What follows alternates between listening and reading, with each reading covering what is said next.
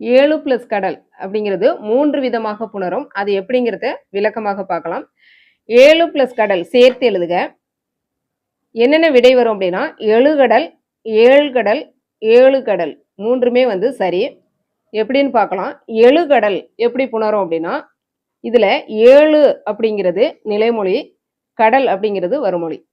இப்ப என்ன நிலைமொழியில 1 முதல் 8 வரை உள்ள எண்கள் வந்து வருமொழியில வந்து அளவை பெயர்களோ அல்லது பிற பெயர்களோ வந்தால் இந்த நிலைமொழி முதல் எழுத்து ஏ அப்படிங்கிறது அந்த நெடில் எழுத்து குறுகி குறில் எழுத்தாக மாறும்.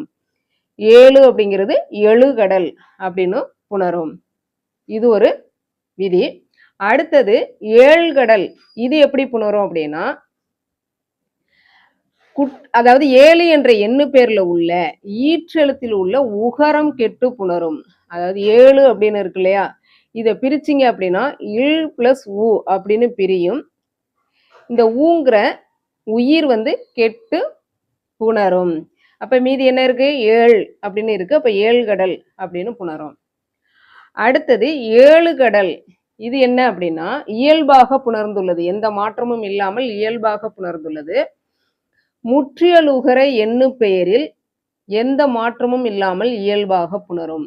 அது என்ன முற்றியலுகர எண்ணு பெயர்? முற்றியலுகரம்னா என்ன அப்படின்னா, இடையினை எழுத்தோ அல்லது மெல்லின எழுத்தோ உகரம் ஏற்று வரும்போது அதை வந்து என்னன்னு சொல்றோம் அப்படின்னா முற்றியலுகர எழுத்து. ழ அப்படிங்கிறது உகரம் ஏற்று ழு அப்படின்னு மாறும்போது அது வந்து என்னன்னு சொல்றோம், முற்றியலுகரம் சொல்றோம். முற்றியலுகரத்துல எண்ணு பெயர்ல வல்லினம் மிகாமல் இயல்பாக வரும். அப்போ 3 விடையுமே அமையும். 7 பிளஸ் கடல்னா எழுகடல் அப்படிங்கிறதும் சரிதான், ஏழ்கடல் அப்படிங்கிறதும் சரிதான், 7 கடல் அப்படின்னு எந்த மாற்றமும் இல்லாமல் வருவதும் சரிதான். இது புரிஞ்சிருக்கும்னு நினைக்கிறேன். இதே மாதிரி நீங்க நிறைய சந்தேகங்கள் கேட்டிருக்கீங்க. அந்த எல்லாத்தையும் சேர்த்து நாளைக்கு ஒரே வீடியோவில் போடுறேன். நன்றி.